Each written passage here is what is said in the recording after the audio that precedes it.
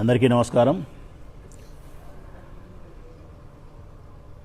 ఈ పాత్రికేయుల సమావేశం ద్వారా మేము చెప్పబోయే విషయాన్ని ఈ ఆంధ్రప్రదేశ్ రాష్ట్రానికి సంబంధించిన వారు మాత్రమే కాదు వినాల్సింది ప్రజలారా. ప్రపంచవ్యాప్తంగా ఉండబడినటువంటి భారతీయులందరూ 120 కోట్ల మంది హిందువులందరూ కూడా వినాల్సినటువంటి అవసరం ఉంది ఈరోజు. కారణం, ఈ దేశంలోని 120 కోట్ల మంది హిందువుల యొక్క భగవంతుని పట్ల వారికి ఉండే భక్తి భావాన్ని, ఆరాధనా భావాన్ని, విశ్వాసాన్ని నాశనం చేస్తూ వారిలో ఒక భయాన్ని, ఒక అపపవిత్రపు ఆలోచన విధానాన్ని కలిగే విధంగా స్వయాన ఈ రాష్ట్ర ముఖ్యమంత్రి నారా చంద్రబాబు నాయుడు గారు 2024లో మాట్లాడినాడు. గెలిచిన 100 రోజుల్లో మాట్లాడినాడు. ఏమని మాట్లాడినాడు? జగన్మోహన్ రెడ్డి గారి ప్రభుత్వంలో వారి నియమించినటువంటి తిరుమల తిరుపతి దేవస్థానానికి సంబంధించిన టీటీడీ చైర్మన్, ఈవో, వారి ఆధ్వర్యంలో దేవదేవుడైనటువంటి కలియుగ దైవమైనటువంటి ఏడుకొండల వాడైనటువంటి వెంకటేశ్వర స్వామికి నైవేద్యాన్ని, తిరుపతి లడ్డు ప్రసాదాన్ని ఏదైతే నైవేద్యంగా సమర్పిస్తారో ఆ లడ్డూను జంతువుల యొక్క కొవ్వు నుంచి వచ్చిన నూనెతో తయారు చేసినారు. అది పంది, లేకుంటే ఆవు, లేకపోతే చేపలు, ఇటువంటి వాటి యొక్క కొవ్వు నుంచి వచ్చిన నూనెతో తయారు చేసినటువంటి లడ్డూ ప్రసాదము. ఇది జగన్మోహన్ రెడ్డి ముఖ్యమంత్రిగా ఉండేటప్పుడు చేసినారు అని చెప్పి నారా చంద్రబాబు నాయుడు గారు ముఖ్యమంత్రి గారి హోదాలో మాట్లాడినాడు. దాదాపుగా 120 కోట్ల మంది హిందువులు భయానికి గురైనారు, బాధకు గురైనారు. అపపవిత్రమైనటువంటి ఈ లడ్డును మనం స్వీకరించినామే, భగవంతుని పట్ల ఎంత అపచారం జరిగింది అని చెప్పి హిందువులందరూ కూడా 120 కోట్ల మంది బాధపడినారు. ఇంకా ఏముంది, మామూలే ఈ రాష్ట్రంలో జరిగే తంతు. ప్రజలారా, మీకు తెలిసినదే. ఏదైనా జరగని ఒక విషయాన్ని, ఒక తప్పును జగన్మోహన్ రెడ్డి మీద రుద్ది తద్వారా రాజకీయ లబ్ధి పొందాలన్నది చంద్రబాబు నాయుడు యొక్క ఉద్దేశం. దీనికంతా ఒక స్కెచ్ ప్రకారమే జరుగుతుంది. నేను ప్రతిసారి చెప్తా ఉంటా, మొట్టమొదటి చంద్రబాబు నాయుడు వచ్చి చాలా పత్తిగింజ మాదిరి మాట్లాడతాడు. సౌమ్యంగా, నెమ్మదిగా, చాలా ఉత్తముడు, రాముడు మంచి బాలుడు అన్నట్టు. ఎక్కడికి పోతుంది ఈ దేశం? ఏమైపోతుంది ఈ దేశం? స్వామివారికి ప్రసాదించిన ప్రసాదం పెట్టే, నైవేద్యం పెట్టే లడ్డును కూడా ఎనిమల్ ఫ్యాట్తో తయారు చేసినారు. ఎంత బాగా ఈయన మాట్లాడతాడు, వెళ్ళిపోతాడు. ఈయన మాట్లాడితేనే వెనకమ్మడంగా ఆయన వస్తాడు, సనాతన ధర్మం అని. కోరస్, ఈయన పల్లవి చంద్రబాబు నాయుడు గారు, ఆయన కోరస్ అందుకుంటాడు. ఆ సందర్భానికి తగినటువంటి కాస్ట్యూమ్స్, ఆ సన్నివేశానికి తగినటువంటి వేషధారణతో వస్తాడు ఆయన. ఇది తిరుపతి లడ్డు ప్రసాదం, హిందువులు కదా, దీనికి సనాతన ధర్మం తీసుకోవాలా, వేసుకో కాస్ట్యూమ్స్, కాసాయి, పీకు నామం, ఏడుకొండల వాని నామం, కట్టు పిలక నెత్తి మీద వేసుకో, భుజం మీద ఉత్తరీయం, పైపంచ, రా. ఇంకా పెద్ద పెద్ద మాటలు, సనాతన ధర్మం, సనాతన ధర్మం అని 3 పెళ్లిళ్ళు చేసుకున్నాడు కూడా సనాతన ధర్మం మాట్లాడుతున్నారు. ఎంత దుర్మార్గంగా మాట్లాడినాడు ఆయన. రామజన్మభూమికి, అయోధ్యకు, తిరుపతి నుంచి 1,00,000 లడ్లు పంపించినారు, ఎంత అపపవిత్రమైందని మాట్లాడతాడు ఆయన. ఈయన చంద్రబాబు నాయుడు మొట్టమొదట ఒక బట్టగాల్చి మొగానేస్తాడు, ఒక పల్లవి వాడి వదిలేస్తాడు, ఈయన వచ్చి కోరస్ అందుకుంటాడు. ఈయన పోయి తిరుపతిలో పోయి మీటింగ్ పెట్టా, కనకదుర్గమ్మ గుడి దగ్గర పోయి మెట్లు అడిగా. ఈ నానాకం యాగి చేసిన తర్వాత నెక్స్ట్ వస్తారు అసలైన టోళ్ళు, బుడబుడకల మాదిరి అసలైన టోళ్ళు. TV5, ABN, మహాన్యూస్, ఈటీవీ, ఈనాడు, ఆంధ్రజ్యోతి పత్రిక, బుడబుడకలలో మాదిరి ఇల్లుగా ఇల్లు వచ్చారు బయటికి. ఇల్లు వచ్చి ఆయన పాడిన పల్లవి, ఈయన పాడిన కోరస్ విషం రాస్తారు. లైవ్ డిబేట్లు పెడతారు. తిరుపతి లడ్డులో జంతువుల కొవ్వుతో తయారు చేసినారు. జగన్మోహన్ రెడ్డి హిందువే కాదు, జగన్మోహన్ రెడ్డి హిందువులకు అన్యాయం చేసినాడు. 120 కోట్ల మంది హిందువులకు జగన్మోహన్ రెడ్డిని శత్రువుని చేయాలా? శాశ్వతంగా జగన్మోహన్ రెడ్డి రాజకీయ జీవితానికి తెరబడాలా? జీవిత పర్యంతరము చంద్రబాబు నాయుడు ఆయన కొడుకు లోకేష్ బాబే ముఖ్యమంత్రులుగా ఉండాలా? దీనికి 120 కోట్ల మంది హిందువులను దూరం చేయాలా? ఆంధ్రప్రదేశ్ ఒకటే కాదు, వాళ్ళు ఇష్టం వచ్చినట్టు రాసినారు వార్తలు. ఇది అయిపోతానే నెక్స్ట్ 4వ వాళ్ళు వస్తారు. చంద్రబాబుకు భజన చేసే భజన పరులు వీళ్ళు. నాయకులు కాదు, పాడు కాదు, ఎవరికి తోసింది వాడు మాట్లాడతాడు. జగన్మోహన్ రెడ్డి హిందూ కాదు, జగన్మోహన్ రెడ్డి క్రిస్టియను, జగన్మోహన్ రెడ్డి ఇది, జగన్మోహన్ రెడ్డికి అసలుకు లేదు, అటనే పోలే ఇటనే పోలే, లడ్డులో ఇది కలిపినారు, లేక వాళ్ళు ఇష్టానుసారం మాట్లాడాలా.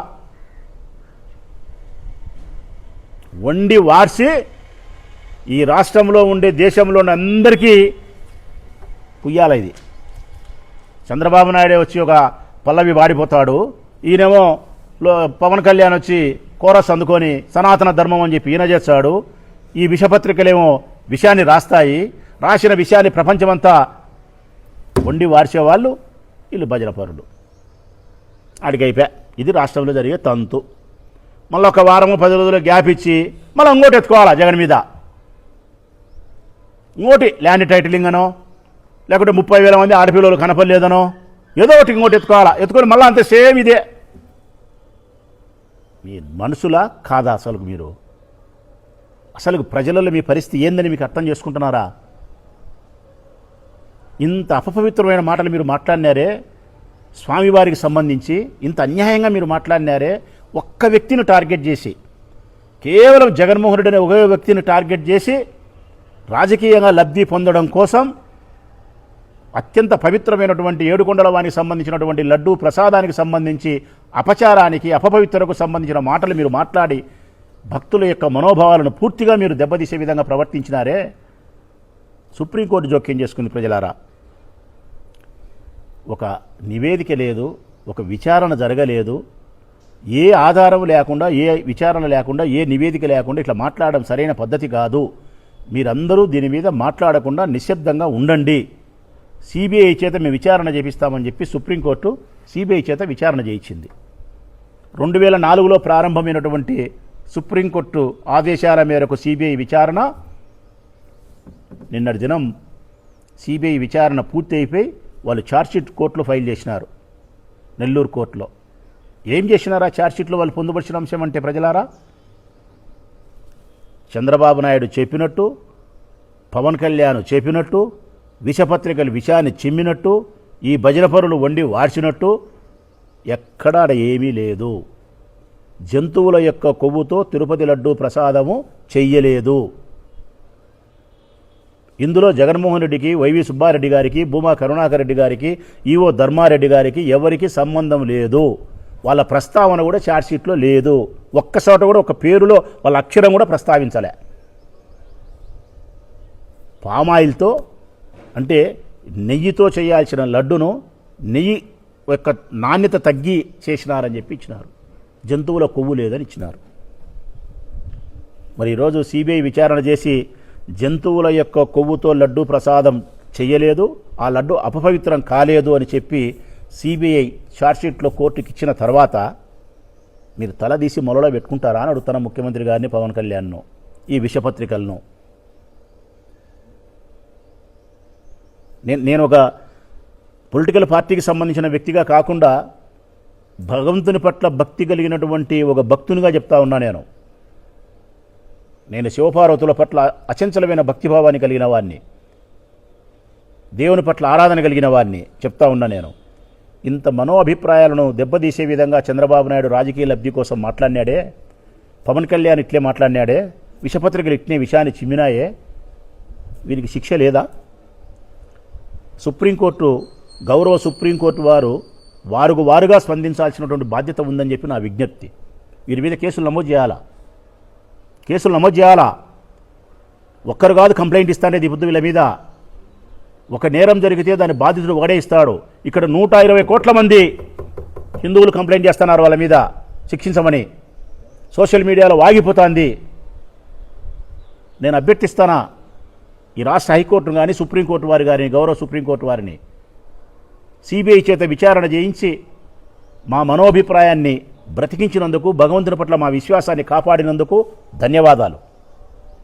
అదేవిధంగా ఇంత అపపవిత్రమైన మాటలు మాట్లాడి అపచారానికి ఒడిగట్టినటువంటి ఈ ప్రబుద్ధులను శిక్షించడానికి కేసు నమోదు చేయండి.